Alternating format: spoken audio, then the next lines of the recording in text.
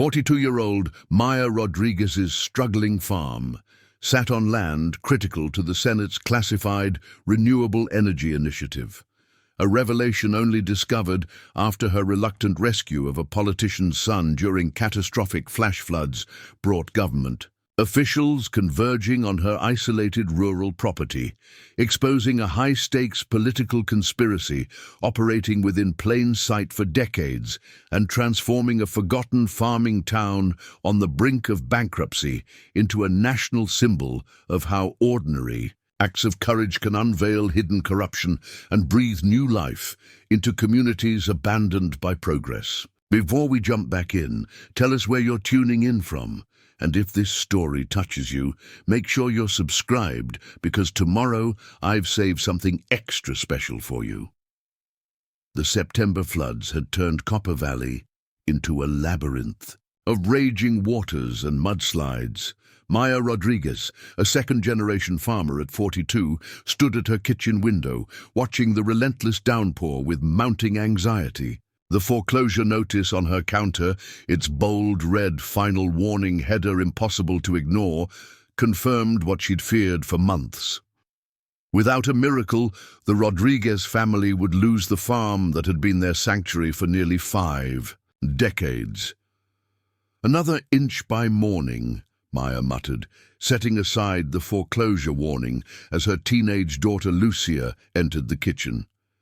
At 16, Lucia had stepped up to help manage the farm after her father's death 3 years ago. Despite her youth, she'd become Maya's right hand, sacrificing much of her social life and extracurricular activities to support the only home she'd ever known. Her backpack sat ready by the door for school tomorrow, assuming the roads would be passable by morning. Even Maya's agricultural innovations, the organic methods she'd implemented, and the specialized crop varieties she'd cultivated, couldn't overcome the combination of mounting debts, rising costs, and 2 consecutive seasons of weather-related crop losses. The bank had been clear they were running out of options. "Mom, they've upgraded the flood warning," Lucia said, her phone illuminating her worried face. "They're calling it a once-in-a-century event. The river's expected to crest by midnight." She tucked a strand of dark hair behind her ear, a gesture so reminiscent of her late father that Maya felt a familiar ache in her chest. Maya nodded, her weathered face showing both exhaustion and the determined resilience that had carried her through the hardest days following Ricardo's sudden death. While many of her neighbors had sold their properties to developers or larger agricultural corporations, she had refused every offer, determined to preserve the legacy she and Ricardo had built together. 2 generations of Rodriguez farmers had weathered storms on this land, from the drought of 1986 that nearly broke her father-in-law to the market crash of 2008 that claimed 3 neighboring properties. None had faced the perfect storm of circumstances that now threatened to sweep away their legacy. Global climate shifts, crushing medical debt from Ricardo's brief but costly battle with cancer, and a changing agricultural landscape that increasingly favored massive corporate farms over family operations. The irony wasn't lost on her. They might survive nature's worst, only to lose everything to the bank anyway. The foreclosure date was October 30th. Barely 6 weeks away. Their last hope rested on a long-shot application for an agricultural sustainability grant that Maya had spent weeks preparing, submitted just days before the deadline. "I'll check our emergency supplies," Maya said, moving toward the pantry where they kept their storm provisions. The last time floods had threatened the valley had been 15 years ago, and Ricardo had insisted on maintaining a fully stocked emergency kit ever since. The memory of his practical foresight brought a sad smile to her face. He had always thought ahead, always planned for contingencies, except for leaving them so suddenly at 39, his heart giving out without warning one spring morning in the orchard. As Lucia went to secure the barn doors, a distant sound cut through the pounding rain. A car horn, repeatedly blaring in the universal signal for help. "Someone's on the south road," Maya said, already reaching for her raincoat. In this weather, they're in serious trouble. Lucia frowned, concern evident in her eyes. Mom, it's getting worse out there. The emergency services won't make it in time, Maya finished firmly. You know how long it takes them to reach us even in good weather. Lucia knew better than to argue. The Rodriguez family code was simple. You never turned your back on someone in need, especially during the unforgiving natural disasters that occasionally struck their rural community.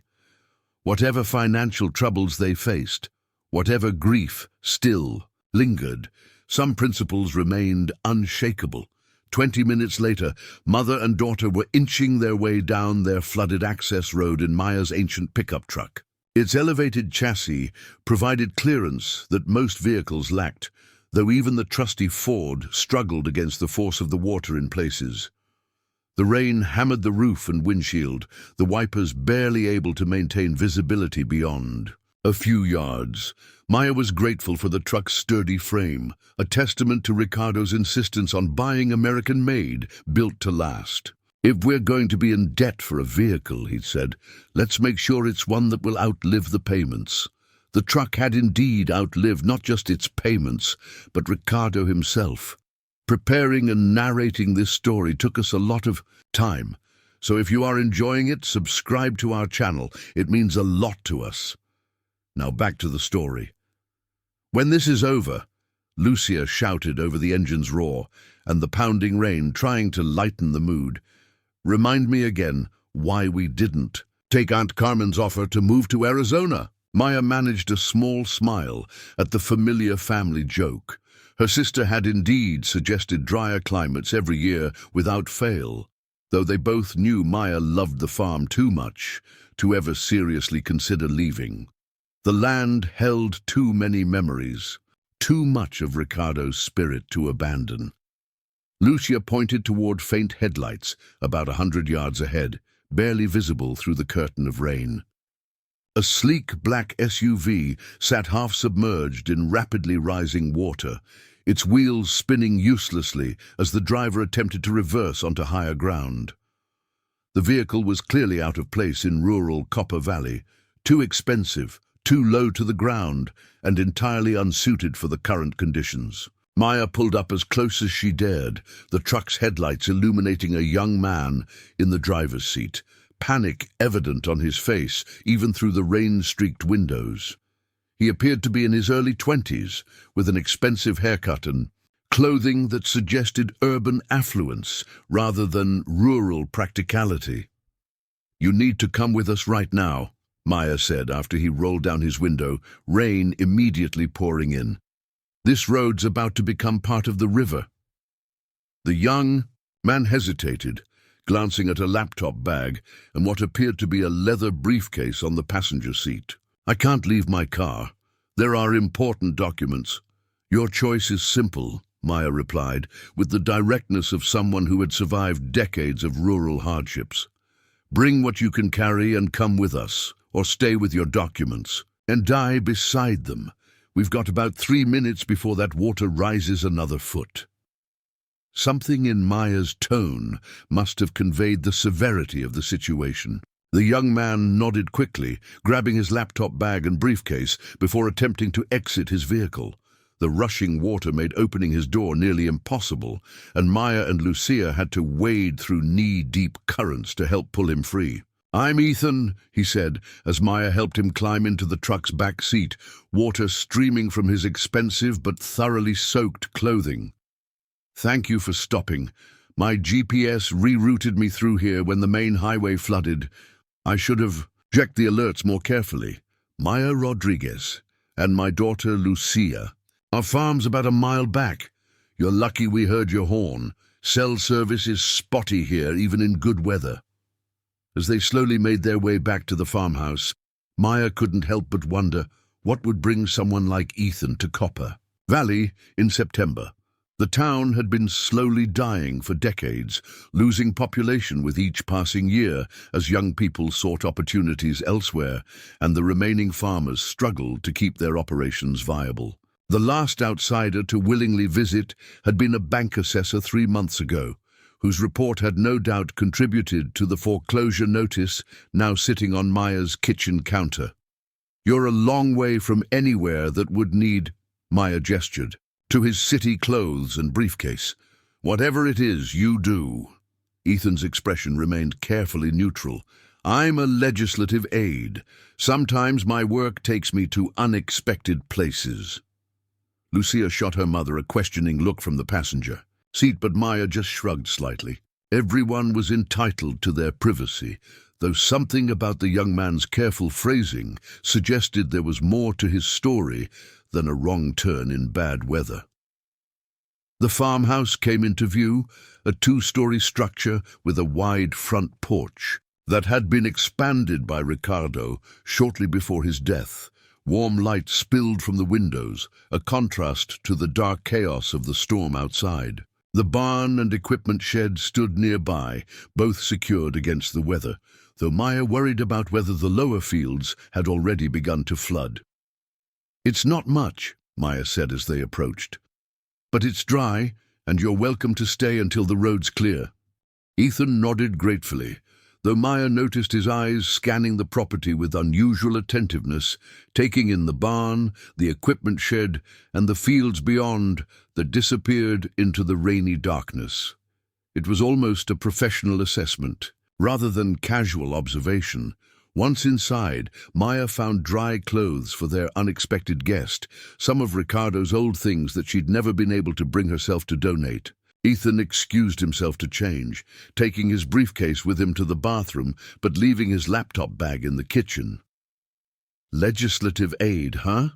Lucia said quietly, once he was out of earshot. "On a rural back road during a flash flood.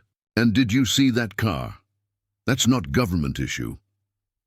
Maya shook her head. "Not our business. Besides, no political staff I know would drive out here in weather like this."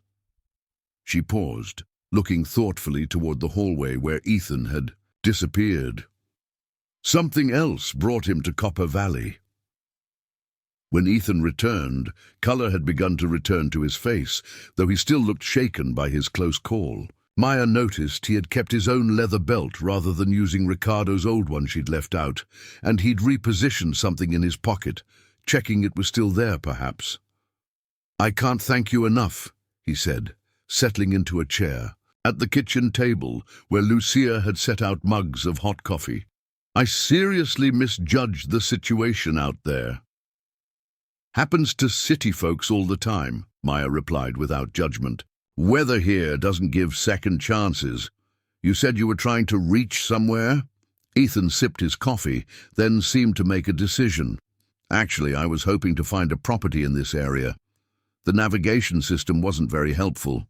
In these conditions," the question caught Maya off guard. "Not many properties for sale around here, unless you're looking at foreclosures. Most young people leave, not move in." She studied him more carefully. "You don't strike me as the farming type." Instead of answering directly, Ethan reached for his briefcase, unlocked it with a combination, and removed a folder. "I should be clear about something. I'm not exactly a legislative aide, at least not in the conventional sense." He opened the folder and removed an identification card, sliding it across the table to Maya. The Senate Intelligence Committee seal was unmistakable, as was his title: Special Liaison, Renewable Energy Security Division. "I'm investigating a situation that has national security implications," he continued as Maya stared at the identification. "Your farm happens to be located on a piece of property that's come up repeatedly in our investigation." Lucia had joined them at the table, her expression shifting from confusion to alarm. "Our farm? That's ridiculous. We're barely keeping the lights on. If there was something important here, we'd be the last to know, but the first to benefit." Ethan, his real identity now confirmed, nodded understanding. "We don't believe your family is involved or even aware. In fact, based on our preliminary assessment, The Rodriguez farm appears to be the only property in this particular area that hasn't been approached by the network we're tracking. Maya felt a chill that had nothing to do with her rain-soaked clothing. Approached how, and who exactly are we talking about? I can't share specifics of an ongoing investigation, Ethan replied, but I can tell you that several properties surrounding yours have changed hands multiple times over the past decade, always between a select group of holding companies that our analysts have flagged as suspicious. The sale prices and timing patterns suggest artificial transactions designed to move money while appearing legitimate. He pulled out a map from his folder, spreading it on the table. Red circles marked various properties surrounding the Rodriguez farm, which sat in the center unmarked. Your property is unique, he continued. It's remained in the same family despite substantial offers that frankly were well above market value. According to our records, you turned down an offer last year that was nearly double what comparable farmland was selling for in this region. Maya remembered that offer. She had dismissed it without a second thought, telling the slick-talking developer that Rodriguez land wasn't for sale at any price. It had seemed like stubborn pride at the time, an emotional response to the thought of letting go of the land where Ricardo was buried in the small family plot behind the orchard. We always figured they wanted it for development, Maya said slowly, though nothing ever came of the surrounding properties they did buy. Some changed hands 3 or 4 times, but just sat empty or were leased back to local farmers at below-market rates. Ethan's expression confirmed he had noted the same pattern. Exactly. Land that changes ownership, but not use, is classic. Money laundering, especially when the ownership chains create circular patterns that eventually return to entities connected to the original seller. Lucia leaned forward, her sharp mind processing the implications. But why here? Copper Valley is literally the middle of nowhere. If you wanted to launder money, wouldn't you use urban real estate where values fluctuate more dramatically? That's precisely why rural areas are attractive, Ethan explained. Less scrutiny, fewer comparable sales to establish market baselines, and transactions that don't attract attention from urban-focused financial crime units. He turned to Maya. Your farm occupies what our analysis indicates is a critical geographical position. It effectively divides the properties we've identified, making it harder for the network to operate without exposure. The implications were starting to sink in for Maya. Are you saying someone wants our land, not for its agricultural value, but because it's in the way of whatever this is? Ethan nodded grimly. That foreclosure notice isn't a coincidence, Ms. Rodriguez. The bank holding your mortgage was purchased 4 months ago by a holding company we've been tracking. The timing suggests they may be accelerating actions against properties that interfere with their operations.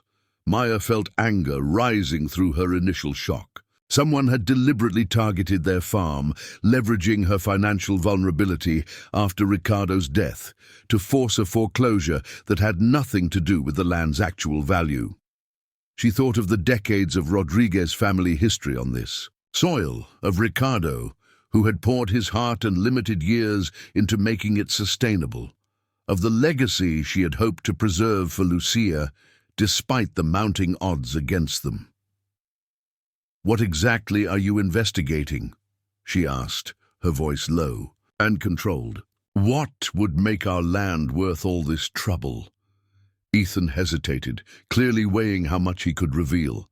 The pounding rain rattled the farmhouse windows, a reminder of the isolation that currently enclosed them. The storm had effectively cut off Copper Valley from the outside world, including whatever support systems the Senate investigator might normally rely on.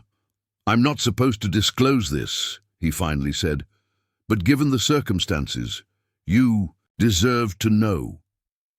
He pulled another document from his folder, a geological survey map with various markings that meant nothing to Maya. Are you familiar with rare earth elements, Ms. Rodriguez? Lucia answered before her mother could. Minerals used in electronics, renewable energy components, defense systems. China controls most of the world's supply. There's been a push to develop domestic sources. Ethan nodded, impressed. Exactly. This region sits on what our geologists believe is one of the largest untapped deposits of neodymium in North America. It's not just valuable, it's strategically critical for our renewable energy independence. The network we're tracking isn't just laundering money. They're quietly assembling land holdings over the deposit before its existence becomes public knowledge. Maya stared at the map, suddenly seeing her struggling farm in an entirely new light. And our property? Preliminary surveys suggest your land contains what appears to be the most accessible portion of the deposit. Mining anywhere else would be exponentially more expensive without access through your property. The three sat in silence as the implications settled over the kitchen.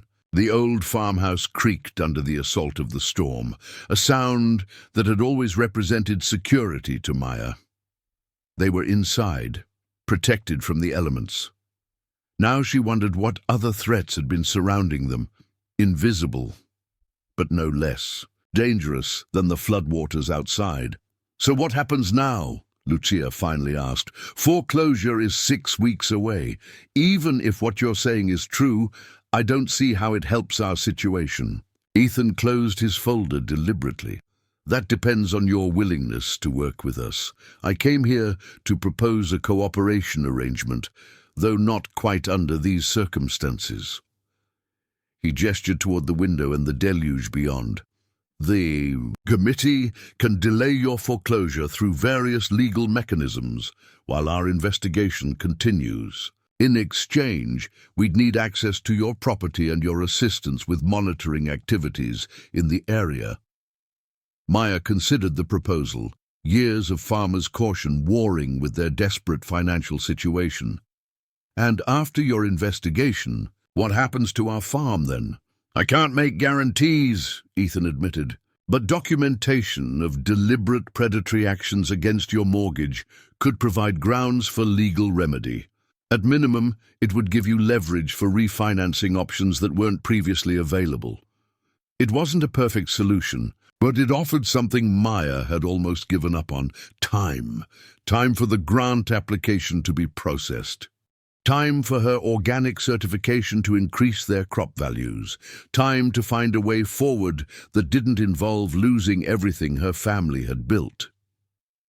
We'd need something in writing, Lucia said, practical as always.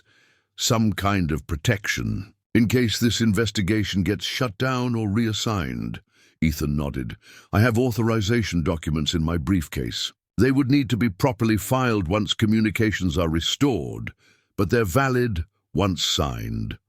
As he reached for his briefcase, a sudden sound outside caught their attention. The distinctive splash of vehicles moving through deep water, barely audible through the storm, but unmistakably approaching the farm. Maya moved to the window, straining to see through the curtain of rain. We're not expecting anyone, and nobody would be out driving in this unless it was an emergency. She turned to Ethan, whose expression had shifted to alert concern. Any colleagues of yours I should know about? He shook his head slowly, reaching into his jacket and removing a small handgun that Maya hadn't realized he was carrying. No, my presence here isn't known to local authorities, and my team isn't scheduled to establish contact until after the storm. The engine sounds grew louder, then cut off abruptly. Through a momentary break in the downpour, Maya glimpsed 2 black SUVs, similar to Ethan's but with no visible markings, parked at the end of her driveway, their headlights cutting through the darkness. Get away from the windows, Ethan instructed, his voice now carrying the unmistakable authority of his training.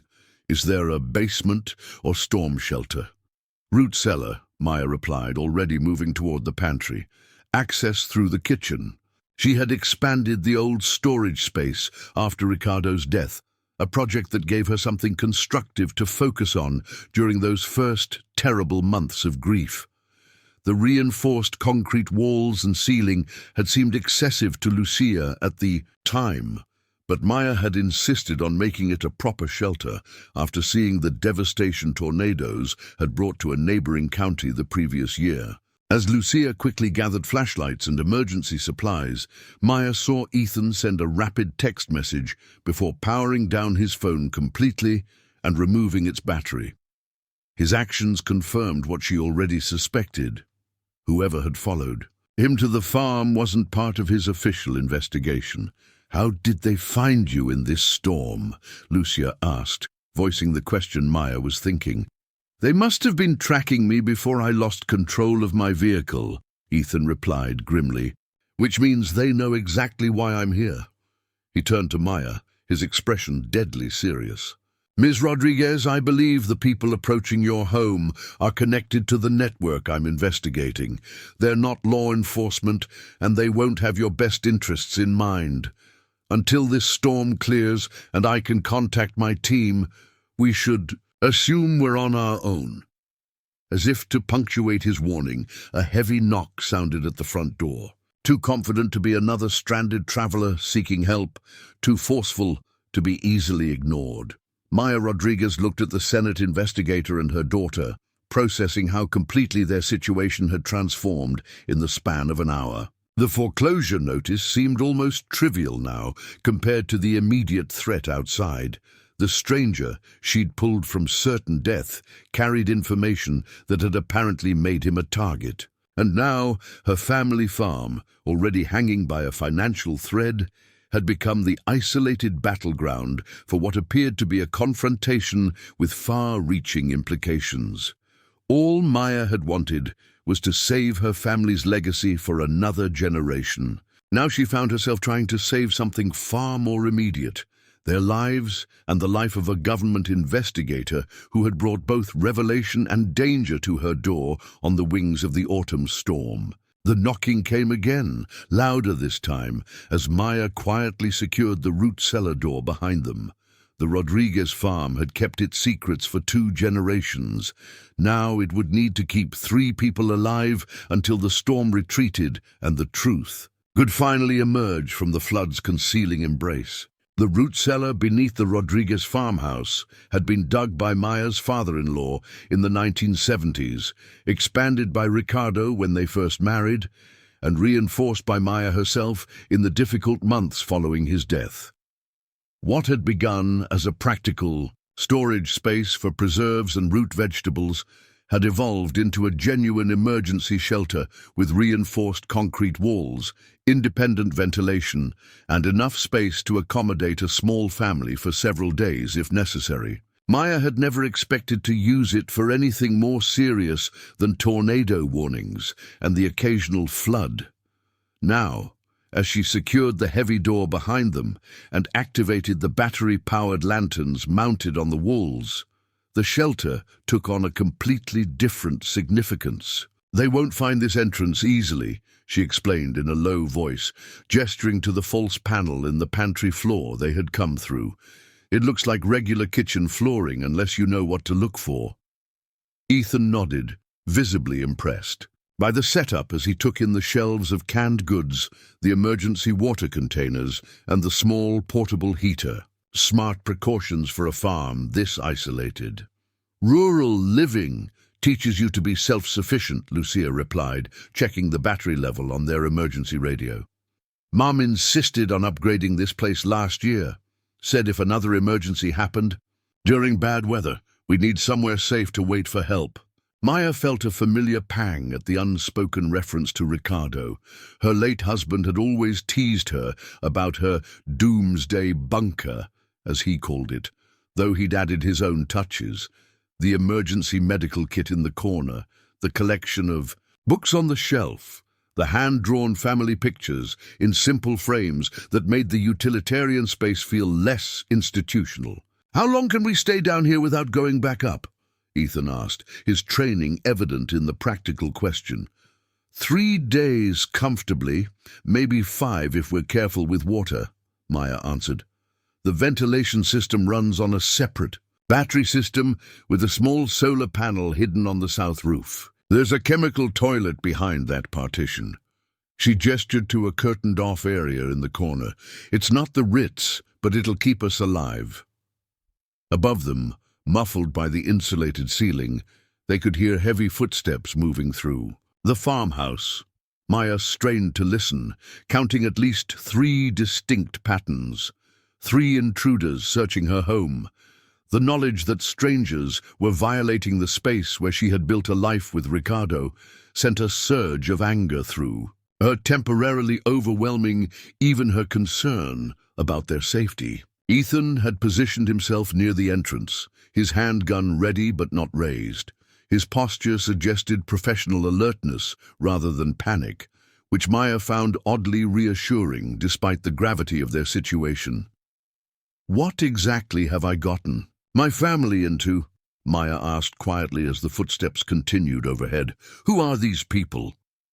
Ethan considered his answer carefully. "Based on patterns we've observed, they're likely private security contractors working for the network I mentioned. Professional, well-funded, and operating with enough corporate cover to maintain plausible deniability if caught." "Mercenaries," Lucia translated bluntly, "in rural Tennessee, looking for what exactly?" "Me, most likely, and more importantly, the evidence I've gathered." Ethan patted his briefcase. "I have documentation linking several seemingly unrelated corporations to a coordinated effort to acquire land in this region. Financial records showing artificial transactions designed to launder money while assembling property holdings over the rare earth deposit. And they followed you here through a flash flood to retrieve that evidence," Maya observed. "Must be even more damning than you've let on." Ethan nodded grimly. "What I haven't mentioned is that we've identified connections between this network and several state officials who would be responsible for regulating any mining operations. Officials who have received substantial consulting fees through shell companies we've traced back to the same network." Maya absorbed this information, understanding flowing through her like ice water. So it's not just about quietly buying up land before the deposit becomes public knowledge. It's about controlling the regulatory process once mining begins. Exactly. Ensuring minimal environmental oversight, favorable tax treatment, expedited permits, the whole package. The potential profits from unrestricted access to a strategic mineral deposit of this size are... He paused, searching for an adequate description. "Nation-changing," Lucia finished for him, "both economically and in terms of global industrial positioning." The footsteps overhead grew louder, directly above them now as the intruders entered the kitchen. Maya held her breath, silently willing the false floor to remain undetected. She had designed the access point to blend seamlessly with the original hardwood, but a determined search might still reveal its existence. A heavy thud shook dust from the ceiling. Someone was moving the refrigerator, checking behind it. More thuds followed as furniture was shifted and floorboards tested. Maya exchanged a worried glance with Lucia. The searchers were being thorough, more so than ordinary burglars would be. "Sir, no sign of them in the house," a muffled voice carried faintly through the ceiling. "Tracks show they may have gone to the barn before we arrived." Another voice, carrying more authority. "Check it. Johnson, keep searching here. They haven't left the property, not in this weather. The kid is here somewhere, and he has the Westmoreland files." Ethan's expression tightened at the mention of Westmoreland files. Whatever that referred to, it clearly held significance beyond what he had already shared. Maya made a mental note. To ask about it if they survived the current crisis. The footsteps receded, some toward the front door, others continuing to move methodically through the house. For several tense minutes, the three sat in silence, listening to the occasional thud or creak from above. "Even if they don't find us, we can't stay hidden forever," Lucia finally whispered. "The storm's supposed to last at least until tomorrow evening. Once it clears, your people will come looking, right?" She directed the question to Ethan. He checked his watch, frowning slightly. I was scheduled to check in at 08 hours. When I miss that window, protocols will activate, but the weather will delay any response. We should plan on being isolated at least 24 hours, possibly longer. Maya processed this information with the practical mindset that had helped her weather so many challenges on the farm. So we need to survive until help arrives, which means remaining undetected. She gestured to their surroundings. This shelter connects to a drainage tunnel that leads to the old well house, about 200 yards from the main building. It was designed as an emergency exit in case of fire. That could be useful. That could be useful, Ethan acknowledged. Though, in this weather, leaving the shelter would present its own risks. It's an option of last resort, Maya agreed. For now, our best bet is to stay put. She was interrupted by a sharp, splintering crack from above, followed by a triumphant shout. "Sir, I found something." The three froze, eyes fixed on the ceiling. The false floor had been discovered. "Move!" Ethan hissed, already in motion toward the small tunnel Maya had indicated. "They'll be through in minutes." Maya grabbed an emergency backpack she kept prepared containing first aid supplies, additional flashlights, energy bars, and a small toolkit. While Lucia quickly filled water bottles from their stored supply, Ethan gathered his briefcase and checked that his weapon was secure before leading the way into the narrow passage. The tunnel was only about 4 feet high, requiring them to move in a crouch that Maya's back immediately protested against. It had been dug decades ago and reinforced with timber supports that now creaked ominously as they passed. The earthen floor was damp but not flooded, a small mercy given the circumstances. Behind them, they heard the cellar door crash open, followed by shouts as the intruders discovered the recently vacated shelter.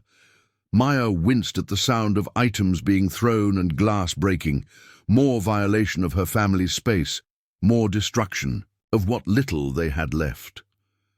"How far?" Ethan whispered as they continued their awkward progress through the narrow space. "About 150 yards, Maya replied, her voice strained both from exertion and emotion. "The well house is stone, built in the 1930s. We modernized the water system years ago, but kept the structure for storage." They pushed forward, the sound of pursuit growing fainter behind them. The tunnel sloped gradually upward as they approached. Its exit, decades of careful engineering ensuring that water would drain away from rather than into the shelter. Maya silently thanked Ricardo and his father for their foresight, even as she worried about what would await them at the other end. After what seemed an eternity of uncomfortable crawling, they reached a wooden ladder leading up to a trapdoor. Maya went first, forcing her aching body up the rungs before carefully pushing against the heavy door above. It opened with a protesting groan, revealing the interior of the small stone structure she had described. The well house was a single room, perhaps 12 feet square, with the abandoned well shaft in its center, now securely capped and sealed. Old farm implements hung on the walls, and bags of seed were stacked in one corner. A small window, originally designed to allow access to the well's hand pump, provided their only view of the outside world, a view currently limited to sheets of rain as the storm continued its assault. Lucia emerged next, helping Ethan up the final rungs before closing the trapdoor and securing it with a rusted but still functional bolt. Maya had already moved to the window, wiping condensation from the glass, to peer toward the main farmhouse. Through the veil of rain, she could make out lights moving inside, flashlights carried by the intruders as they continued their search. "They'll check the outbuildings next," she said grimly. "This won't stay secure for long." Ethan was already scanning the small space, evaluating their options. "Does anyone else know about the tunnel? Would they expect you to come here specifically?" Maya shook her head. "Just family knowledge passed down. It's not on any property plans or blueprints. Then we have a small advantage, he replied. They know we've escaped the cellar, but they'll have to search all possible locations. That buys us some time. Lucia had been examining the farm tools hanging on the walls. She selected a solid iron crowbar and a heavy wrench, offering the latter to her mother. Not much against guns, but better than nothing. Maya accepted the makeshift weapon, though she desperately hoped it wouldn't come to direct confrontation. In better times, she might have felt more confident about defending her property physically. Now, with the weight of the past 3 years stored in her weary bones, she harbored no illusions about her chances against trained operatives. "What's in the Westmoreland files?" she asked Ethan, recalling the name she'd overheard. They seemed particularly concerned about those. Ethan hesitated before apparently deciding that full disclosure was their best option now. Senator James Westmoreland is chair of the Energy and Natural Resources Committee. Last year, he began a confidential investigation into anomalies in the rare earth minerals market, specifically unusual patterns of land acquisition in areas with potential deposits. His son, meaning me, works as his special liaison on sensitive matters. Maya's eyes widened. "You're Senator Westmoreland's son? The one who's been in the news for his renewable energy advocacy?" Ethan nodded. "My father wanted someone he could trust absolutely on this investigation. The concern was that if we went through normal channels, information might leak to the very networks we were investigating." "But they know who you are," Lucia pointed out. "They called you the Kid and knew exactly what you were carrying." "Which means the leak is coming from somewhere inside the committee structure," Ethan confirmed. "We suspected as much, but couldn't confirm it until now." The significance wasn't lost on Maya. "So your father sent you, his actual son, undercover to gather evidence, knowing the risks?" "It wasn't his first choice," Ethan replied with a hint of defensiveness. "But after 2 staffers were approached with bribes and one of our researchers had his home mysteriously burglarized, we decided on a more direct approach." "Nah, and our farm sits on what exactly?" Lucia asked, the practical question cutting through the political intrigue. "Based on geological surveys, your property contains what appears to be the most accessible deposit of neodymium and dysprosium in North America. These aren't just valuable, they're essential for next-generation wind turbines, electric vehicles, and defense systems. Whoever controls this deposit essentially controls the future of American renewable energy independence." Maya processed this information, pieces falling into place in her mind. The repeated offers for their land over the years, always substantially above market value. The pressure that increased after Ricardo's death created financial vulnerability.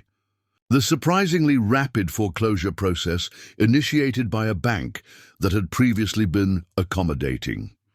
"So we're not just in their way," she said slowly. "Our land is the primary target." "Precisely," Ethan confirmed. "The surrounding properties they've acquired are valuable but secondary. Accessing the deposit through those lands alone would increase extraction costs significantly. Your farm is the key to the entire operation." A sudden banging at the farmhouse's back door, visible through the well house window, interrupted their conversation. The intruders had begun their search of the outbuildings, starting with the barn. The well house would likely be checked soon after. "We need a plan," Lucia said, stating the obvious.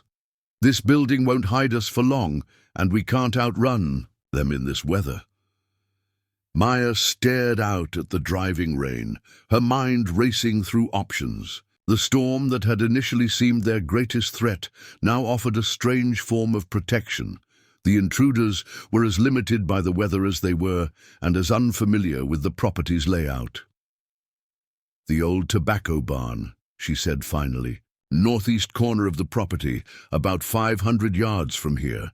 It hasn't been used in years. We switched crops when Ricardo got sick, but the structure is solid."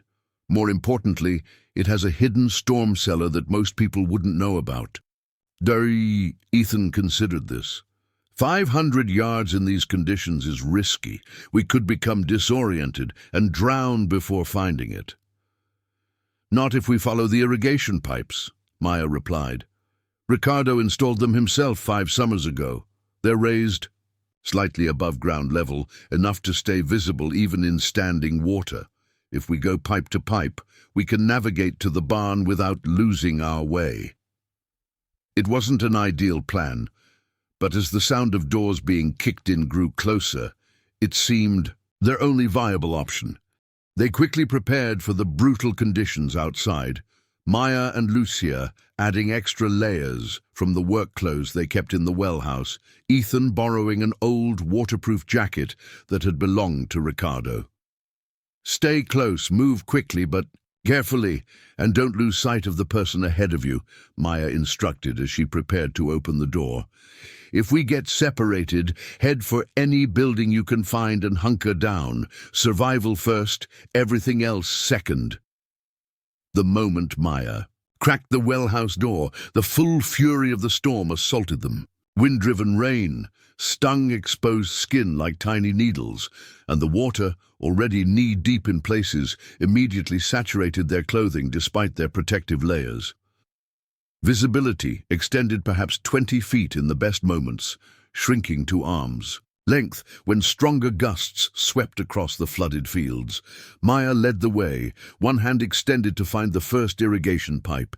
Each step required deliberate effort, feet searching for solid ground in the sodden earth. Behind her, Lucia helped Ethan navigate the difficult terrain, his city instincts less suited to the treacherous conditions than their farm experience. The journey that would take 10 minutes on a clear day stretched into an eternity of cold, wet struggle. Maya counted pipes as they progressed, using the numbers to estimate their position on the property. Her chest tightened with each labored breath, the exertion and stress of their situation taking a physical toll she refused to acknowledge. 15 pipes in, nearly halfway to their destination, a shout carried through the storm, distant but distinct. One of the intruders had spotted movement from the farmhouse window. Their escape had been discovered. "Move faster," Maya urged, abandoning caution for speed. "They'll follow our trail." They pushed forward with renewed urgency, the irrigation pipes now their lifeline in more ways than one. 20 pipes, 25.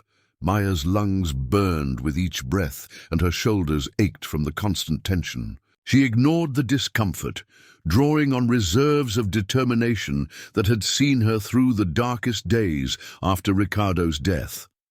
After losing a husband at 39, she had learned that the human capacity for endurance far exceeded what seemed possible. After 32 pipes, the last landmark before they would need to turn toward the tobacco barn, Maya paused, straining to see through the curtain of rain. For a moment, nothing was visible beyond their small group. Then, as the downpour briefly slackened, a dark rectangular shape emerged from the grayness perhaps 50 yards ahead. "There," she pointed, relief evident in her voice despite her exhaustion, "the tobacco barn." They abandoned the irrigation line, striking out across the final stretch of open ground toward the looming structure. The water here had pooled even deeper, rising to mid-thigh in places, making each step a battle against both gravity and current. The tobacco barn had been built in the 1950s, a wooden structure with stone foundation walls and a metal roof that had been replaced just before Ricardo's diagnosis. Once central to the farm's operations, it had stood largely unused for the past 5 years as Maya transitioned to crops that required less intensive labor after finding herself suddenly alone. As they reached its weathered siding, the abandoned building represented their best hope for temporary sanctuary. Maya moved around its perimeter, searching for the storm cellar doors that had provided access to the curing area below ground. Rain had washed silt and debris against the barn's foundation, concealing many of its features, and her numbed fingers struggled to distinguish wood from metal as she probed through the muck. "Here!" she finally called, her voice barely audible. Over the wind and rain, she brushed away debris to reveal a pair of slanted wooden doors set into the ground beside the barn's foundation. They hadn't been opened in years, perhaps a decade, and resisted her initial attempt to lift them. Lucia stepped forward with the crowbar she'd carried from the well house, inserting it through a rusted metal ring and applying leverage. For a terrifying moment, nothing happened. Then, with a screech of protesting hinges, the doors swung upward, revealing stone steps descending into darkness. The space beyond was pitch black, smelling of old tobacco and damp earth. Ethan activated, the flashlight on his phone, revealing a low-ceilinged room with dirt floor and stone walls. Wooden racks that once held tobacco leaves for curing lined the walls, now empty and cobweb-covered. "Inside quickly," Maya urged, hearing another distant shout carried on the wind. Their pursuers were following their trail, though the rapidly rising water was thankfully obscuring their tracks almost as quickly as they were made. One by one, they descended the slippery steps. Lucia, entering last, pulled the doors closed behind them, shutting out the howling wind and driving rain. The sudden silence was almost as disorienting as the darkness, broken only by their labored breathing and the faint beam of Ethan's phone light. "There should be an old lantern down here," Maya said between deep breaths, trying to orient herself in the unfamiliar space. Ricardo's father kept emergency supplies in all the buildings. Lucia found the kerosene lantern on a shelf near the steps, its fuel reservoir still partially filled despite the years of disuse. She lit it carefully, the warm glow illuminating their temporary refuge more fully. With light, they could properly assess their surroundings. The underground space was perhaps 30 feet by 20, following the footprint of the barn above. The ceiling was low, forcing Ethan to stoop slightly, but the walls were solid stone and the wooden support beams showed no signs of rot or weakness. A small ventilation system consisting of pipes running up through the barn's structure ensured they wouldn't suffocate, though the air was stale from long disuse. "Will they know about this place?" Ethan asked, surveying the cellar with the critical eye of his security training. Maya shook her head. "It's not on any modern plans of the property. This type of curing cellar fell out of use decades ago when more efficient methods were developed. Most people would just see an old barn, not a potential hiding place." Ethan had been examining the space with the tactical assessment of his training. "This position is defensible in the short term, but we're effectively cornered. If they find us, there's no secondary exit." "They have to find us first," Lucia pointed out. "In this weather, tracking us all the way from the well house won't be easy, especially if they're not familiar with the property layout." Maya wasn't as optimistic. The men searching for them seemed well-equipped and determined. "I wouldn't underestimate them." They tracked Ethan through a flash flood to our doorstep. She was interrupted by a violent shiver that ran through her body, a reminder that they were all soaked to the skin in clothing inadequate for their current situation. The temperature in the underground space was cool, but not freezing, a benefit of being below the frost line, but hypothermia remained a real concern. "We need to get dry," she said, practical instincts taking over. "There should be some old work clothes stored in those trunks." She pointed to several wooden chests stacked against the far wall. "Nothing fancy, but dry is better than fashion. Right now." Lucia moved to check the trunks, finding them filled with musty but serviceable clothing, heavy cotton work shirts, denim overalls, and even a few wool blankets carefully sealed in plastic bags to protect them from moisture. They took turns using a corner of the cellar to change, hanging their wet clothes on the empty tobacco racks in hopes they might dry somewhat.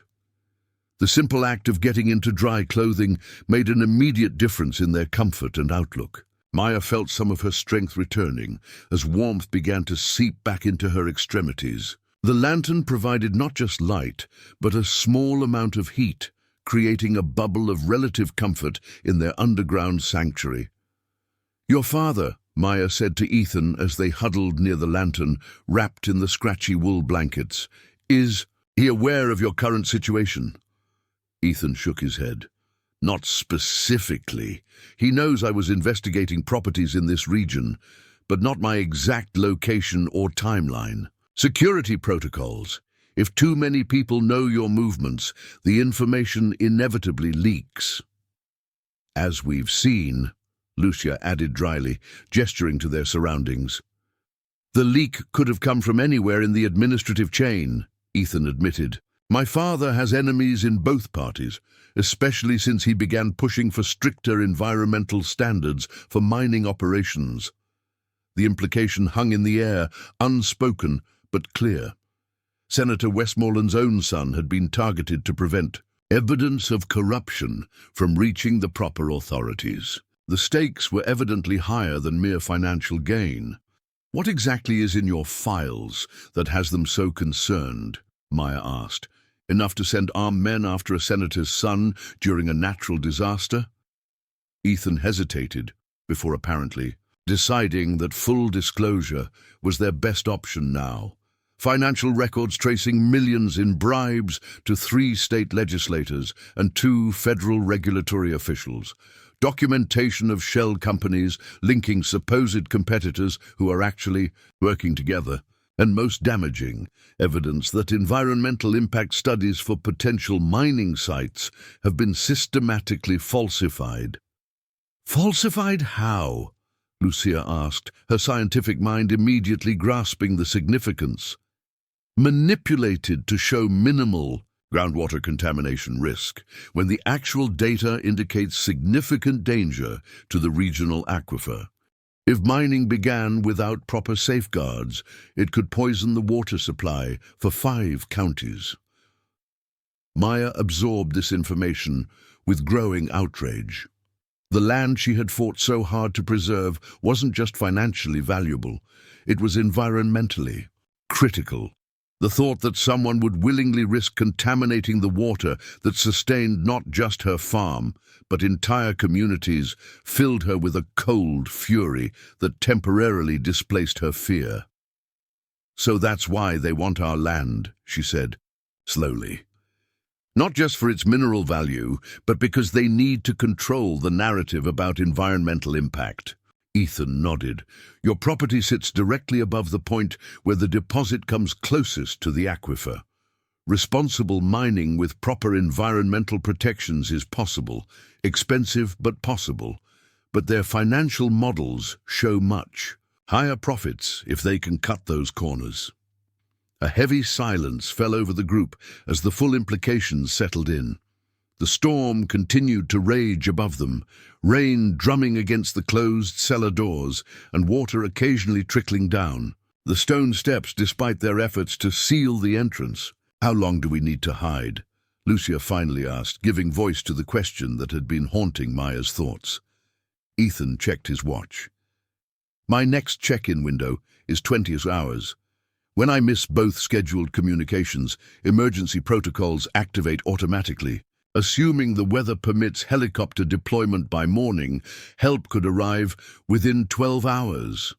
12 hours, half a day of hiding, hoping their pursuers would give up the search or at least fail to find their underground refuge." It seemed both an eternity and surprisingly manageable. They had shelter, they were dry, and for the moment they were safe. A sudden noise from above shattered that illusion. The unmistakable sound of the barn's main door being forced open. Heavy footsteps moved across the wooden floor, directly over their heads, sending dust filtering down through the cracks in the planking. The 3 froze, eyes meeting in silent communication. The searchers had found the tobacco barn more quickly than anticipated. Now the only question was whether they would discover the storm cellar beneath it. Maya, Lucia, and Ethan huddled in absolute stillness as the footsteps moved overhead, each creak of the floorboards sending a fresh wave of tension through their bodies. The underground cellar had become both sanctuary and potential trap. If discovered, they would have nowhere to flee.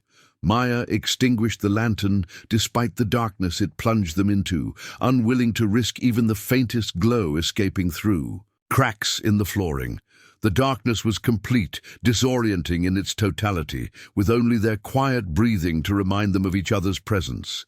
They sat motionless, backs pressed against the cool stone walls, as minutes stretched into what felt like hours.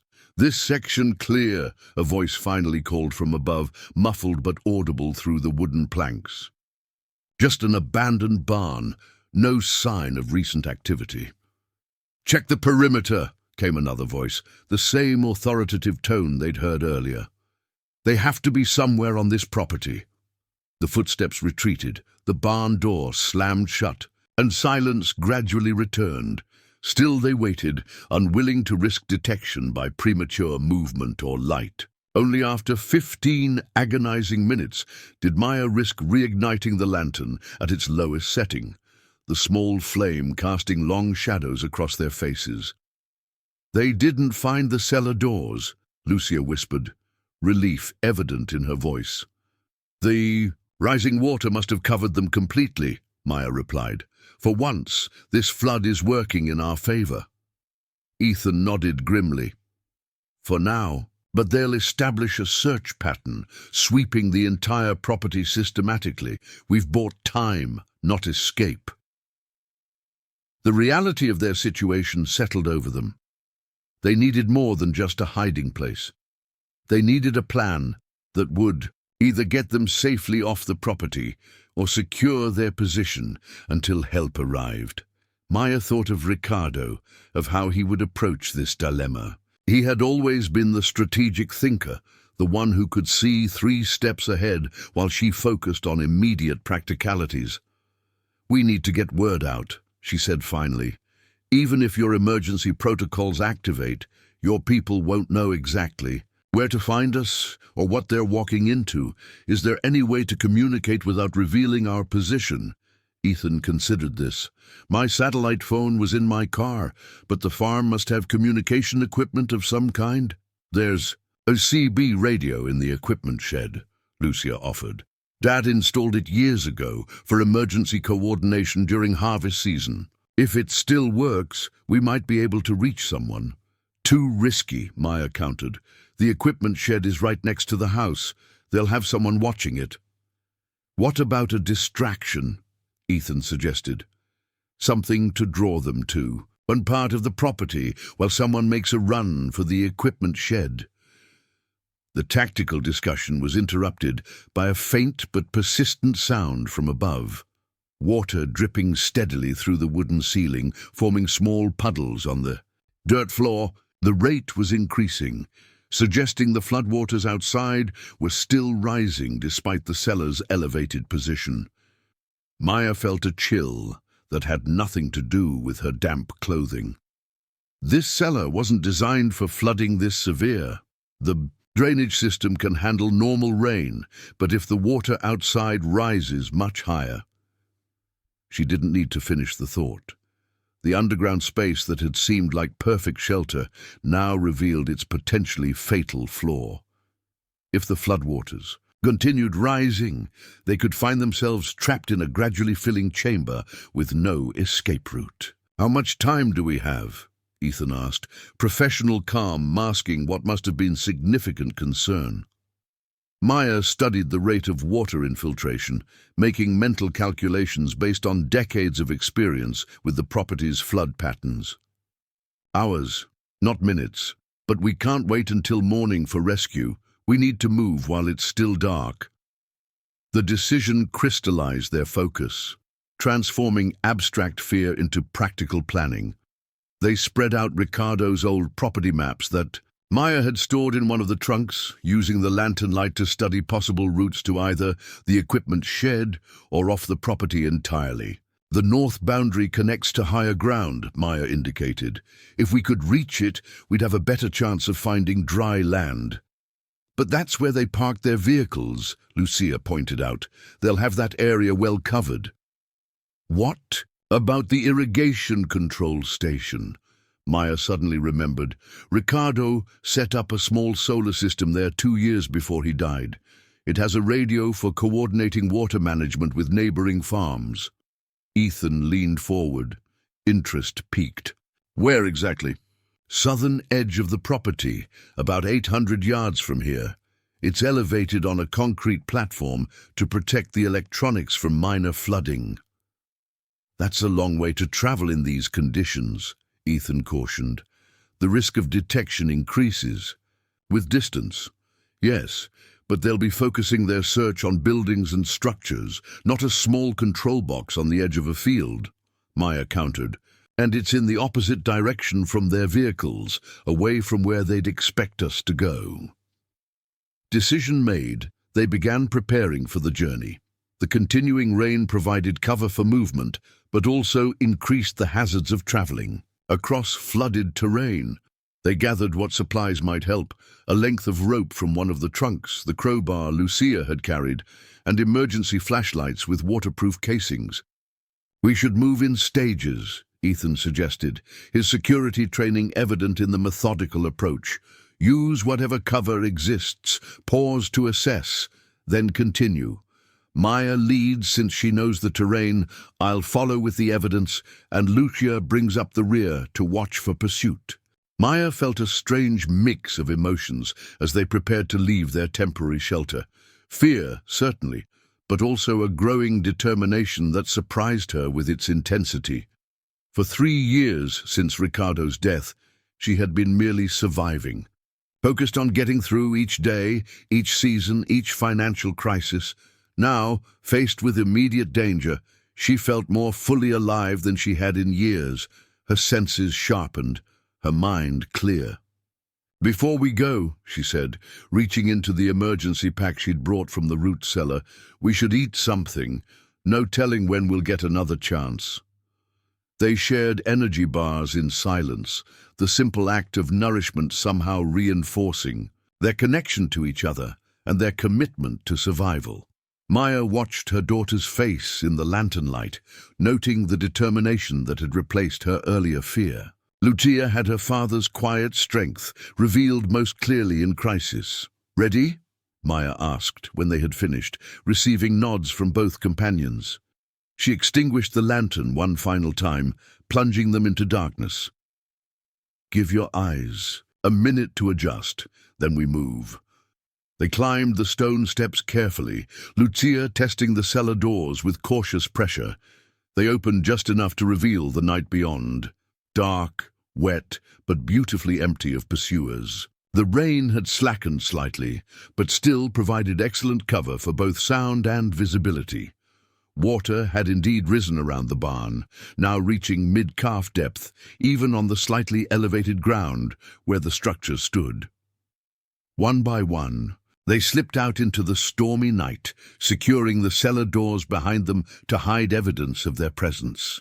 The journey that lay ahead would test them in ways none had anticipated when the day began, but Maya felt a strange sense of clarity as she took the first steps away from shelter and into deliberate risk.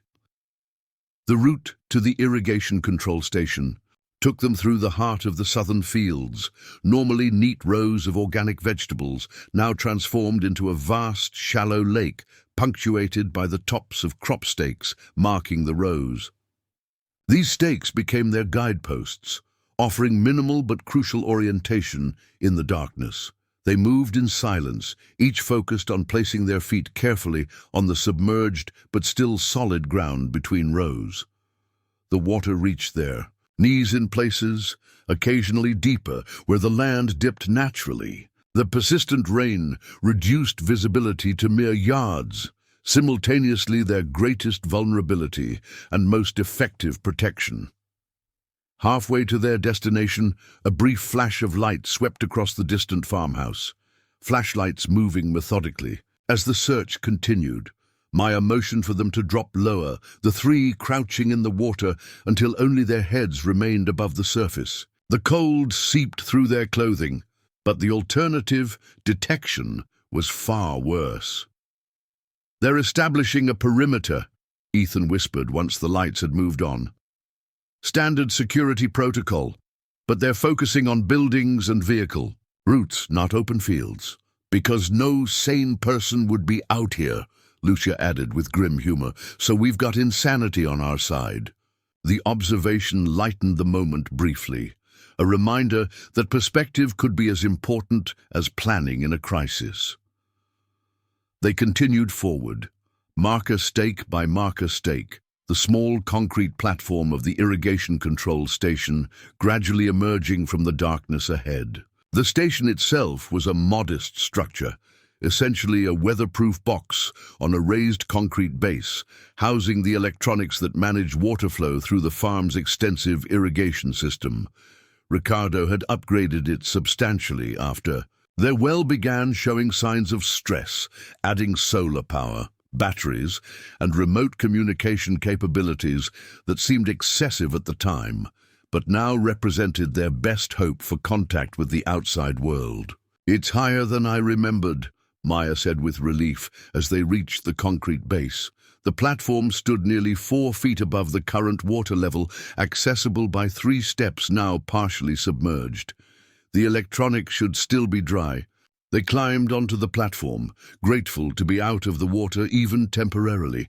The control box was secured with a padlock, but Maya knew the combination by heart.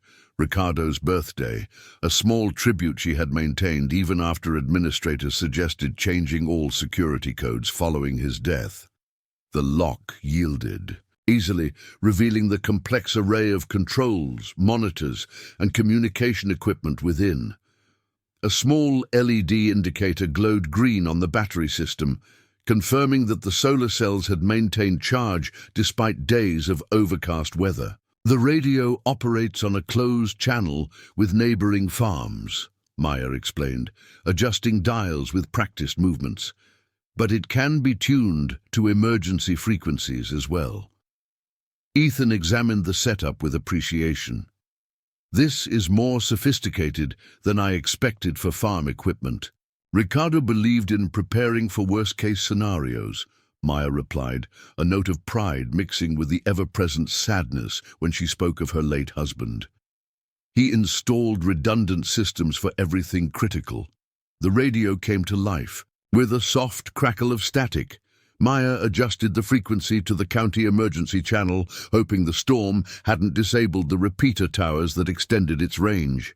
"This is Maya Rodriguez at Willow Creek Farm, requesting emergency assistance." She spoke clearly into the microphone.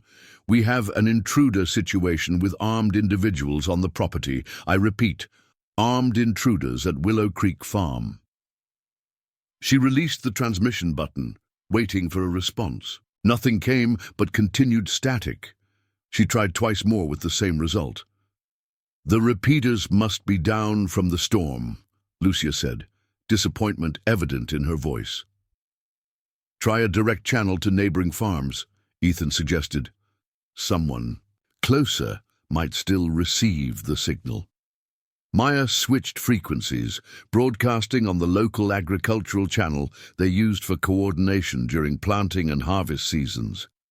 "This is Maya Rodriguez at Willow Creek Farm. Emergency situation.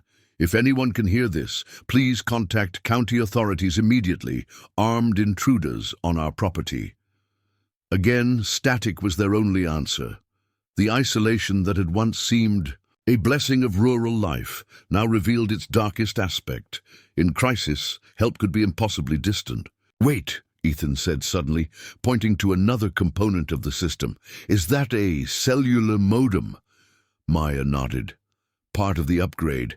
It connects to the irrigation system's monitoring software so Ricardo could adjust settings remotely when we traveled. If it has power and signal, we might be able to use it to transmit data," Ethan said, excitement building in his voice. "Not a call. They detect the cellular activity immediately with their equipment, but a brief data burst that might go unnoticed." He reached into the inner pocket of his borrowed jacket, removing a small USB drive. This contains encrypted duplicates of everything in my briefcase. If we can transmit it to my father's secure server, the evidence would be safe, even if we're captured. The technological challenge focused their attention, temporarily displacing fear with problem-solving determination. Lutaya, whose generation had grown up with digital systems her parents had adopted later in life, took the lead in configuring the connection. The modem's active, but signal strength is minimal, she reported after several minutes of work. 1 bar at most. We might get one chance to transmit before losing connection or being detected. Ethan provided the secure server address and authentication codes from memory, demonstrating a level of preparation that impressed even Maya. If he survived his current predicament, she had no doubt he would make a formidable political operator in his own right one day. "Ready to transmit," Lucia finally announced, "but understand this will essentially create a digital flare.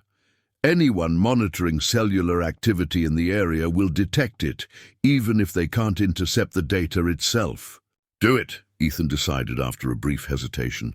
"The evidence is what matters most." Lutia initiated the transmission, the small status LED blinking rapidly as the system attempted to push data through the minimal connection.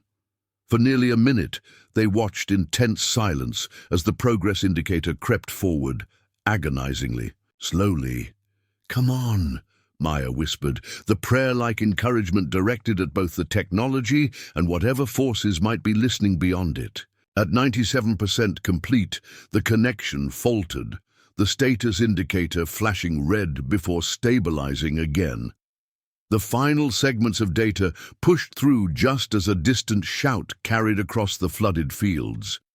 "Signal detected, southern quadrant." Their digital flare had been spotted. Their position would soon be compromised. "Transmission complete," Lucia confirmed, quickly disconnecting the drive and returning it to Ethan. "The evidence is through." A strange calm settled over Maya at this news.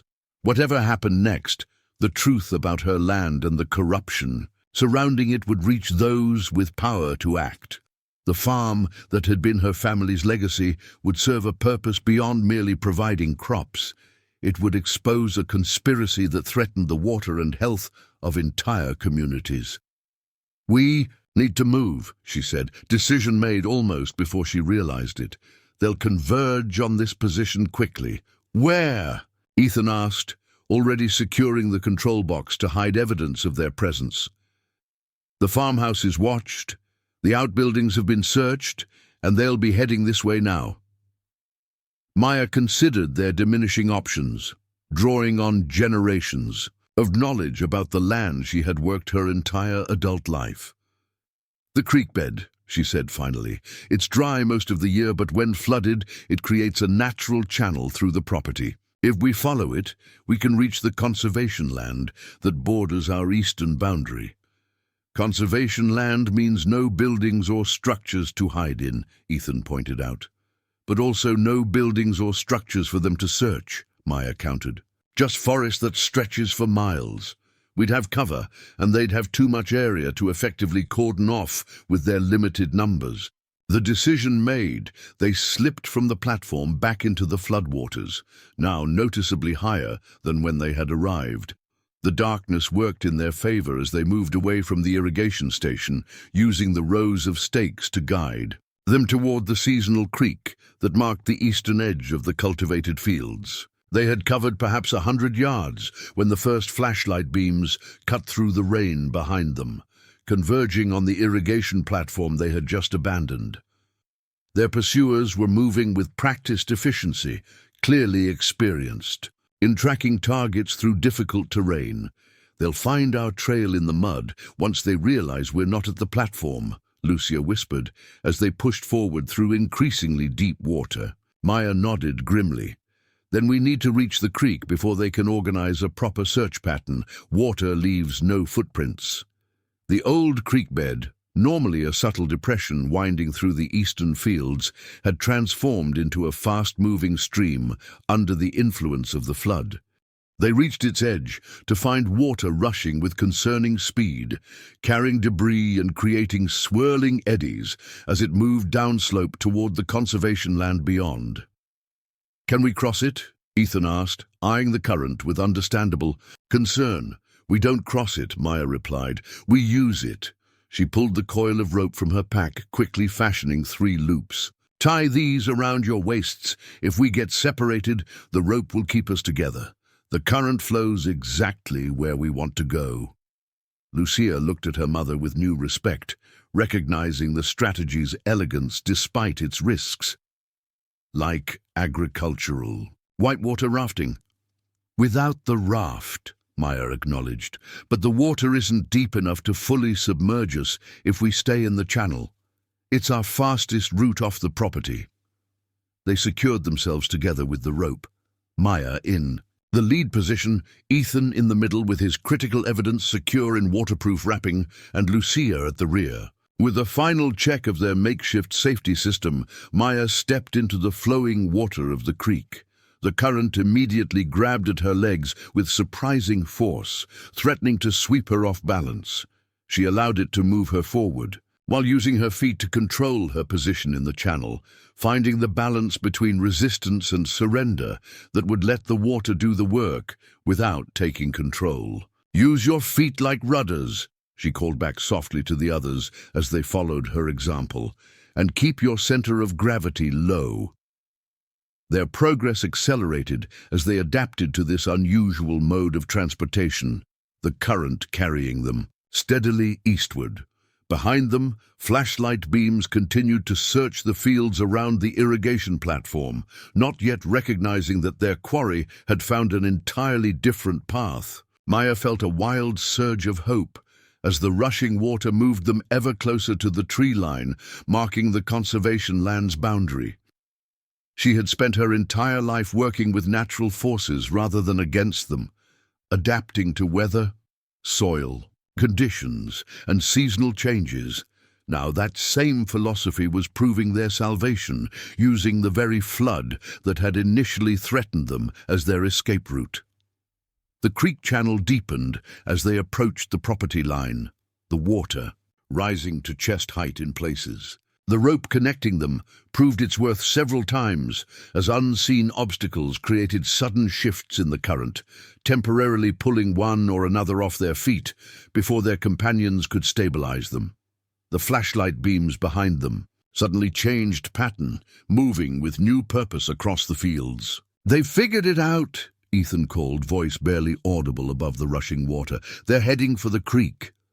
"Almost there," Maya encouraged, seeing the dark mass of forest ahead growing more distinct. The conservation land represented over 2,000 acres of protected habitat, a maze of trails, ravines, and natural features that would be nearly impossible to search effectively without substantial manpower. Just as the first trees came within reach, a sharp crack split the night, gunfire, the sound carrying despite the rain and flowing water. Their pursuers had spotted them and abandoned any pretense of covert operation. "Move!" Maya urged, abandoning caution for speed. They pushed forward with renewed desperation, using the current to propel them the final distance to the tree line. The forest rose before them like a wall of shadow, branches overhanging the creek as it continued its journey eastward. Maya grabbed at the first substantial trunk she could reach, using it to pull herself out of the rushing water and onto the relative stability of the flooded forest floor. She immediately turned to help Ethan and Lucia, the 3 of them collapsing momentarily against the massive oak that had provided their first handhold in safety. More gunfire came from the direction of the farm, but the shot seemed undirected now, meant to intimidate rather than target. Their pursuers had lost visual contact in the darkness of the forest edge. "We need to keep moving," Ethan urged, after allowing them only moments to recover their strength. "They'll enter the conservation land and establish a search pattern." "But they won't know which way we've gone," Maya pointed out, already untying the rope that had connected them during their creek journey. "The water carried away our trail, and we can move in any direction from here." The realization energized them despite their exhaustion and discomfort. For the first time since the nightmare began, they had genuine options rather than merely reacting to immediate threats. "Which way?" Lucia asked, her youth and resilience evident in her ready stance despite hours of stress and physical exertion. Maya considered the conservation land she had hiked with Ricardo and Lucia countless times over the years. She knew its trails, its landmarks, and most importantly now, its terrain. Northeast, she decided. There's a ranger station about 2 miles from here. It has emergency communication equipment and is built on high ground that shouldn't be affected by the flooding.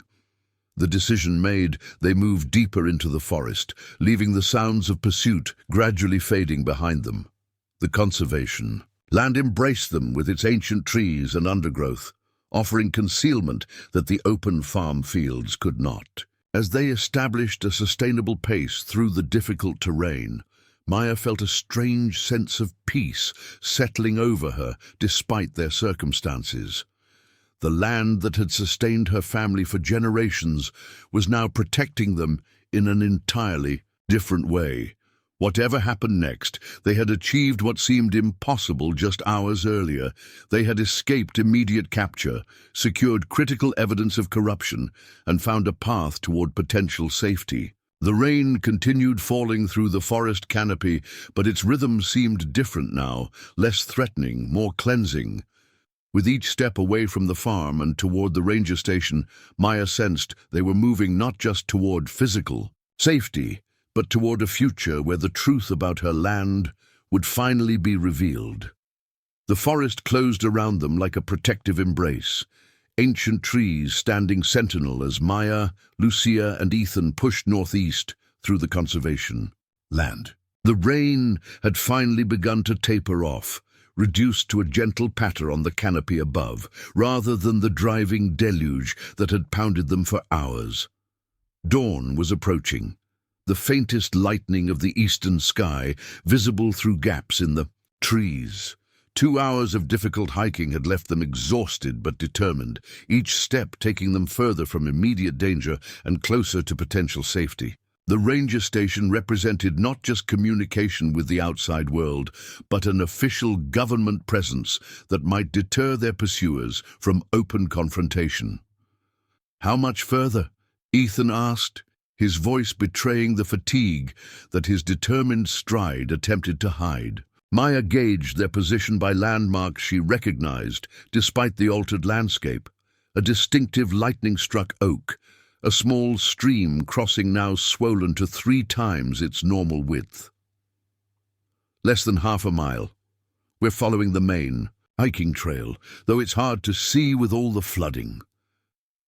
The revelation that they were so close to potential safety energized them, lending strength to tired muscles and renewed focus to minds dulled by stress and sleeplessness. They increased their pace slightly, moving with greater purpose despite the treacherous footing.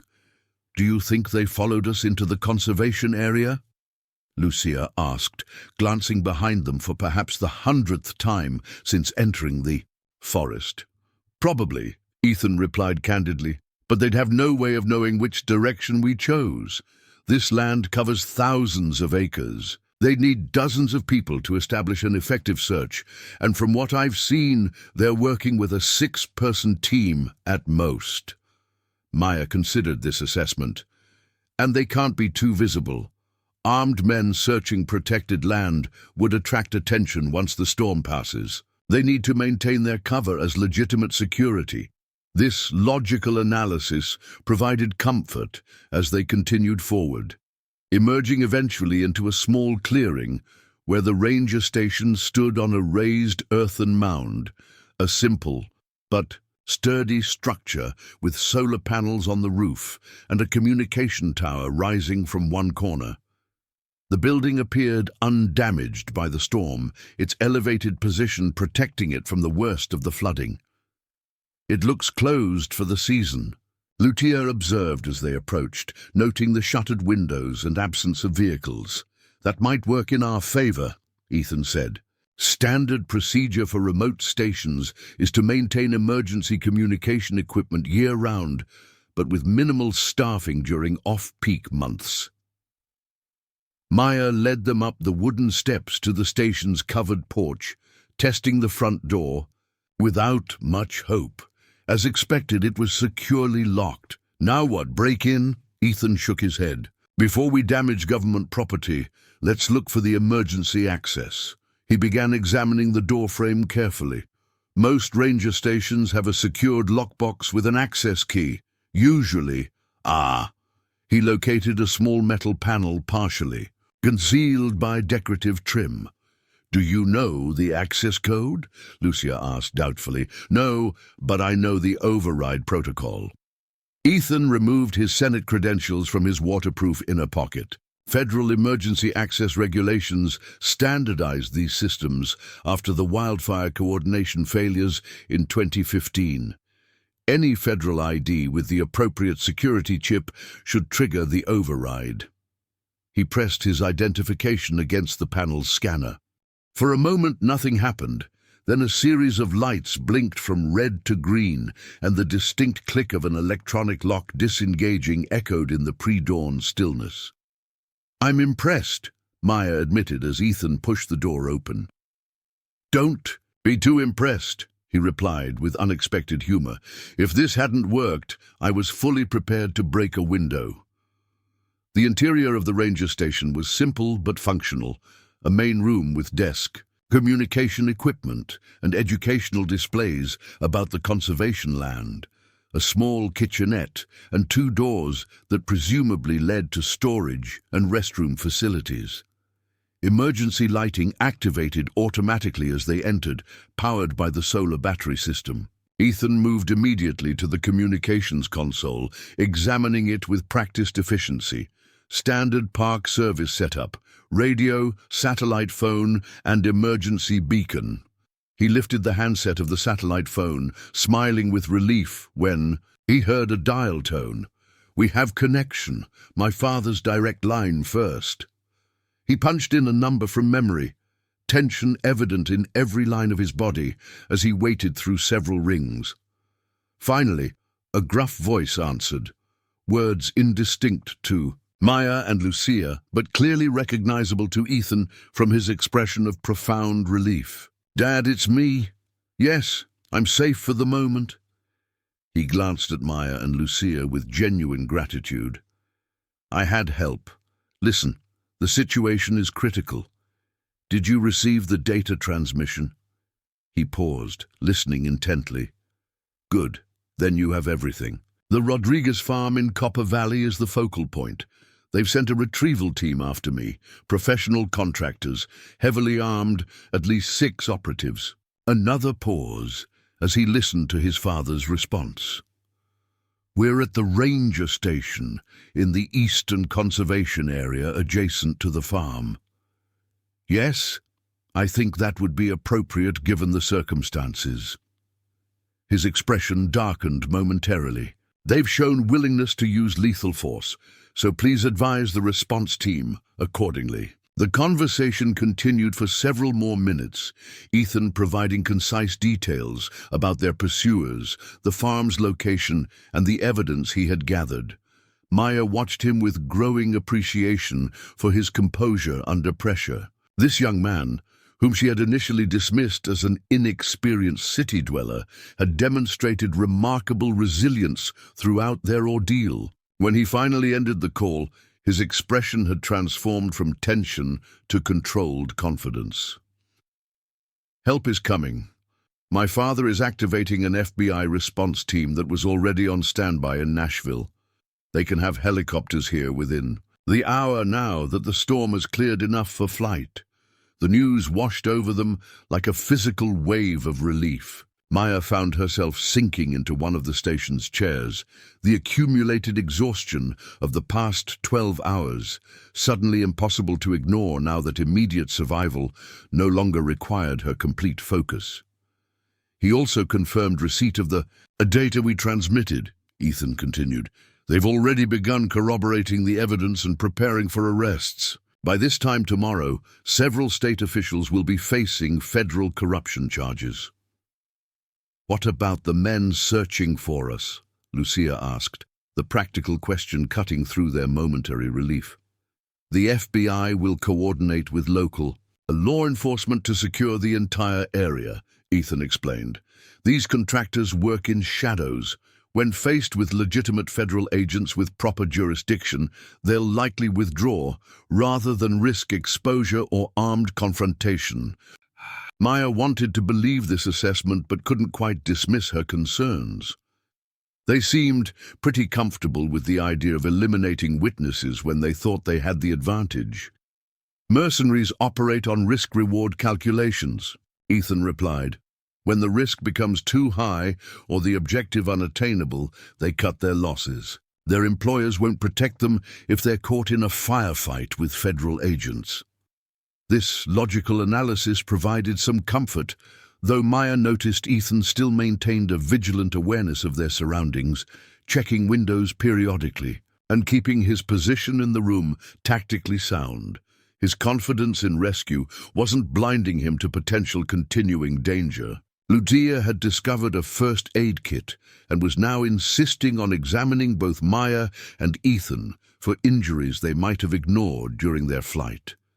Maya submitted to her daughter's care, recognizing that the activity helped Lucia process their experience while providing genuine medical benefit. The simple human connection of tending to each other reinforced their bond, transforming three strangers thrown together by circumstance into people who had survived through mutual trust and cooperation. "You should try to rest," Lucia told her mother after cleaning several cuts on her hands and arms. "The adrenaline crash is going to hit hard if you don't." Maya nodded, knowing her daughter was right, but reluctant to surrender to sleep while danger might still be present. "Wake me if anything changes. Anything at all." Despite her intention to merely close her eyes briefly, exhaustion claimed her completely, pulling her into deep sleep within minutes. Her last conscious thought was of Ricardo. He would have been proud of how they had handled this crisis, using the very land he had loved so much as both sanctuary and escape route. Dreams came swiftly, not the nightmares of pursuit she might have expected, but vivid images of the farm reborn, fields green and thriving, the Rodriguez legacy secure for future generations. In her dream state, Maya walked the property with Ricardo beside her, his presence comforting and real, despite the rational knowledge that he was gone. "You never gave up," Dream Ricardo told her, pride evident in his voice. "Even when it seemed hopeless." "I couldn't," she replied simply. "It wasn't just for me." The conversation might have continued, but a gentle hand on her shoulder pulled her back to consciousness.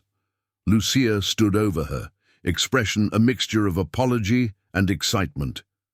"Mom, they're here!" Maya blinked awake, momentarily disoriented, until the events of the past day reasserted themselves in her memory. She registered the rhythmic thudding of helicopter rotors approaching, the sound growing louder by the second. "How long was I asleep?" she asked, rising stiffly from the chair where exhaustion had claimed her. "Almost an hour," Ethan replied, returning from his position by the window. "Perfect timing. That's our extraction team arriving now." They moved together onto the ranger station's porch, watching as two sleek black helicopters descended into the clearing in front of the building. The aircraft bore the distinctive markings of the FBI, their appearance representing the official legitimacy that would end their nightmare of pursuit and hidden dangers. Agents in tactical gear emerged from the lead helicopter, while the second remained hovering, its crew maintaining surveillance of the surrounding forest. The team approached with professional efficiency, their weapons visible but not directly aimed at the building. "Ethan Westmoreland," the lead agent called as they neared the steps. "Here." Ethan confirmed, holding up his credentials where they could be clearly seen, with two civilians who provided assistance, the Rodriguez family. The tension visibly eased among the tactical team, though they maintained their alert posture. "Senator Westmoreland sends his regards," the lead agent said as they reached the porch, "and his thanks to you both." This last was directed at Maya and Lucia. "We have vehicles waiting at the extraction point to return you to your property, which is now secure." "Secure?" Maya questioned. "What about the men who were searching for us?" "Gone," the agent replied with professional satisfaction. "When our advance team arrived at your farm 30 minutes ago, they found evidence of recent presence, but no personnel. As Mr. Westmoreland predicted, they withdrew rather than risk confrontation with federal agents. The extraction proceeded with practiced efficiency. Within minutes, they were aboard the lead helicopter, rising above the conservation land that had provided their refuge. From this elevation, Maya could see the full extent of the flooding. What had seemed like localized disaster on the ground revealed itself as a vast transformation of the landscape, water creating new temporary geographies. Across the familiar terrain, the pilot banked the helicopter, giving them a view of Willow Creek Farm in the distance. Even from the air, Maya could identify the signs of the intruder's search. The barn door standing open, equipment moved from its proper storage. The churned earth around the buildings where multiple vehicles had driven across rain-soaked ground. Yet despite these violations, the property remained essentially intact. The farmhouse stood solid and undamaged, the fields would recover as floodwaters receded, and most importantly, the land remained in her possession rather than being lost to foreclosure or seized through corrupt manipulation.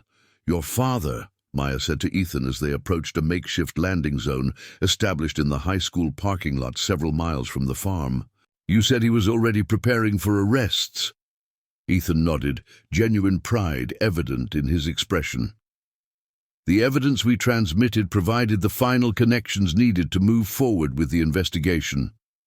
3 state senators, 2 regulatory officials and several corporate executives will be facing federal charges by the end of the day." "And the rare earth minerals under our farm?" Lucia asked the question that had been weighing on Maya's mind as well. "What happens with those?" "That will ultimately be your decision," Ethan replied thoughtfully. "The deposit is real and valuable, but how it's developed, or whether it's developed at all, should remain under your control. My father's committee is drafting legislation to strengthen protections for landowners against predatory acquisition in cases involving strategic resources." The helicopter touched down smoothly in the parking lot, where several official vehicles waited. As they disembarked, Maya was surprised to see a familiar face approaching, Sheriff Davis, who had served Copper Valley for nearly 20 years. "Maya, Lucia," he greeted them with evident relief. "When the feds showed up asking about your farm, I feared the worst. You two okay?" "We're fine, Tom," Maya assured him, touched by his genuine concern. "It's been an eventful night, but we're okay." "Your place is secure," he informed them. "I've got deputies stationed at the entrance until this all gets sorted out. Nobody's getting on your property without proper identification and your personal approval." This local protection, combined with the federal presence, finally allowed Maya to fully release the tension she had been carrying. Her farm, her home, was safe, at least for now. The next several hours passed in a blur of debriefings, medical checkups, and official statements. Maya and Lucia recounted their experience multiple times to various authorities, each telling reinforcing the reality of what they had endured while simultaneously helping them process the emotional impact. By late afternoon, they were finally cleared to return to the farm, escorted by both local deputies and federal agents who would maintain security until the investigation's more public phase eliminated any remaining risk of retaliation. The farmhouse welcomed them with the peculiar comfort of the deeply familiar made suddenly precious by the threat of loss. Maya moved through the rooms, noting the evidence of the intruder's search. Drawers left open, furniture slightly misaligned, the subtle wrongness of possessions handled by unknown hands. Yet beneath these violations, the essential character of the home remained intact.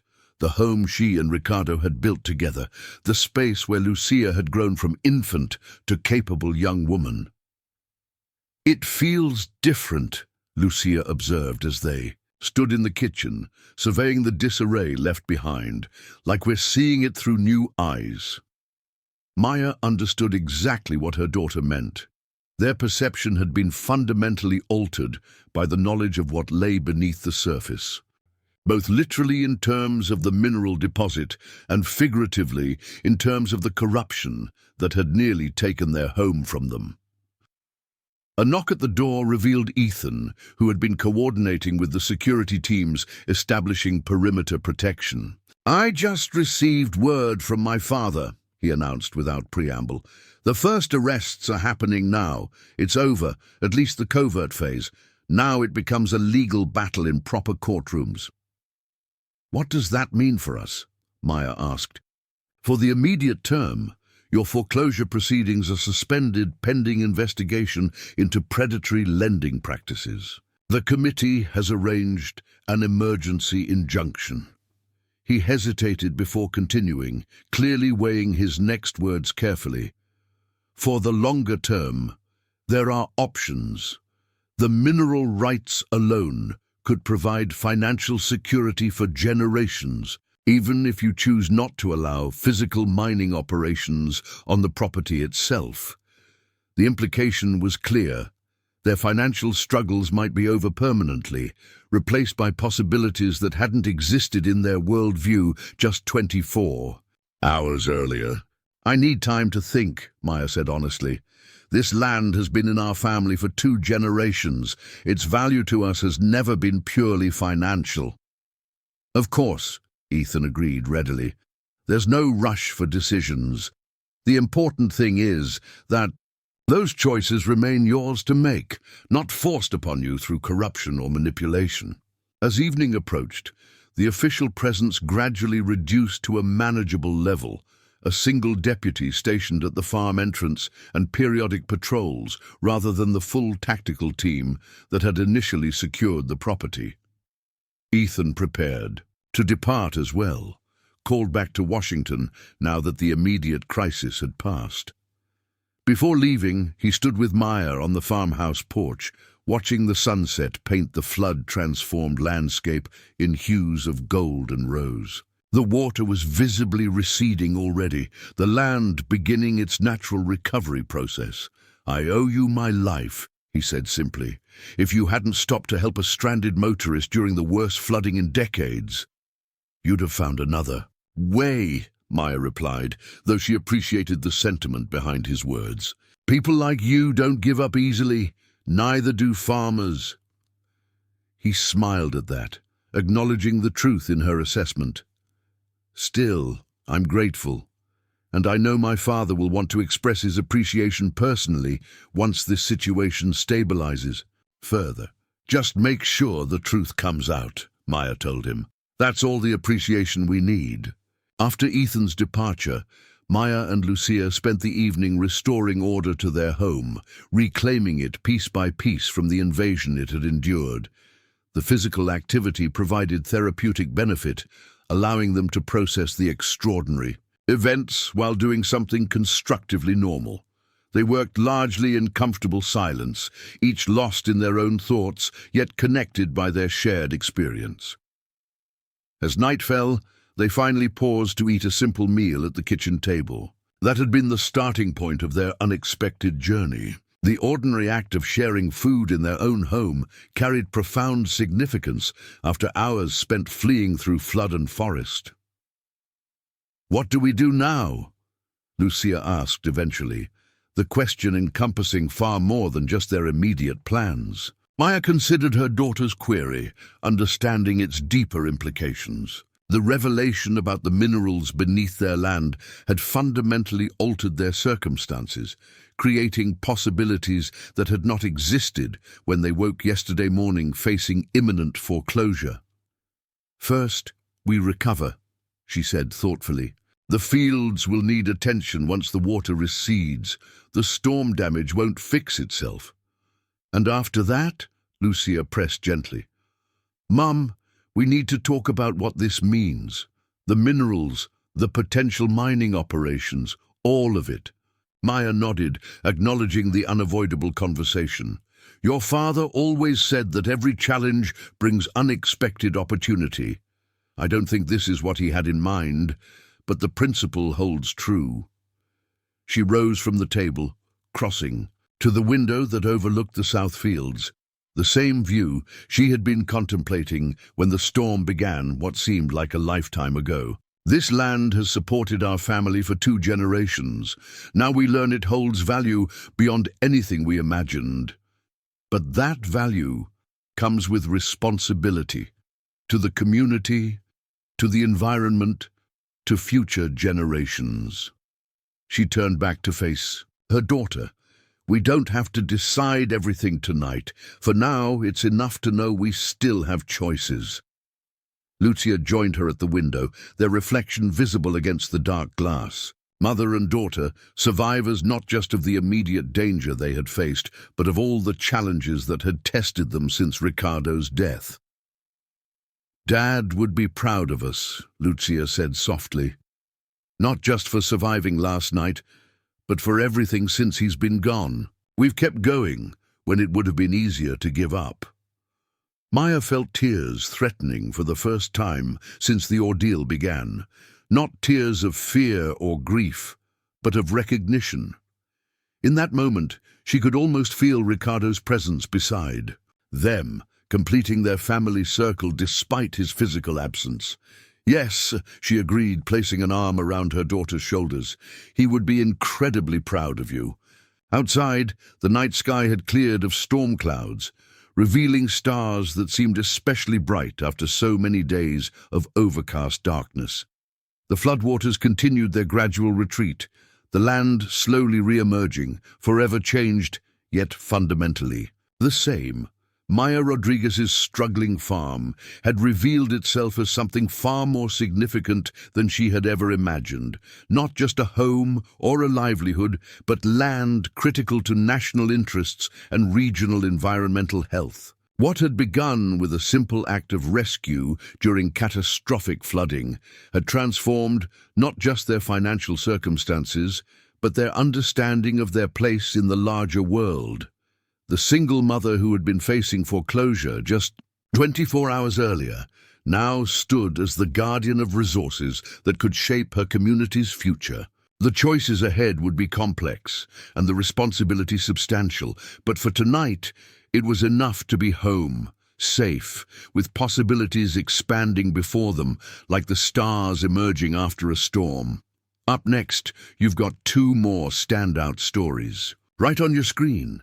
If this one hit the mark, you won't want to pass these up. Just click and check them out. And don't forget to subscribe and turn on the notification bell so you don't miss any upload from us.